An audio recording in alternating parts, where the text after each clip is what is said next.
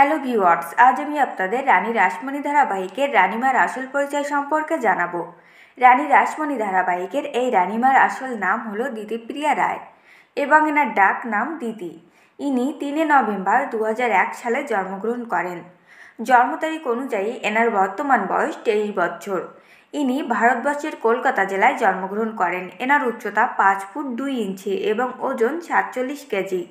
এই অভিনেত্রীর চোখের রং ও চুলের রং কালো। এনার ধর্ম হিন্দু এবং এনার জাতীয়তা ভারতীয়।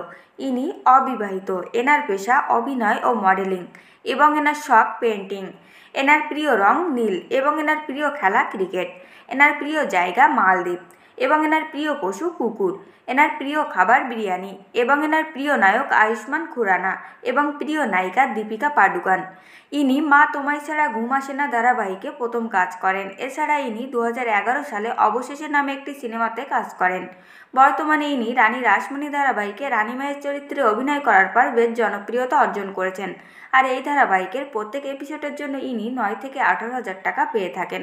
তো ফ্রেন্ডস, আপনাদের যদি দিতিপ্রিয়া সম্পর্কে তথ্যগুলো ভালো লেগে থাকে অবশ্যই ভিডিওটিকে একটি লাইক করবেন আর চ্যানেলটিকে সাবস্ক্রাইব করে সঙ্গে থাকবেন।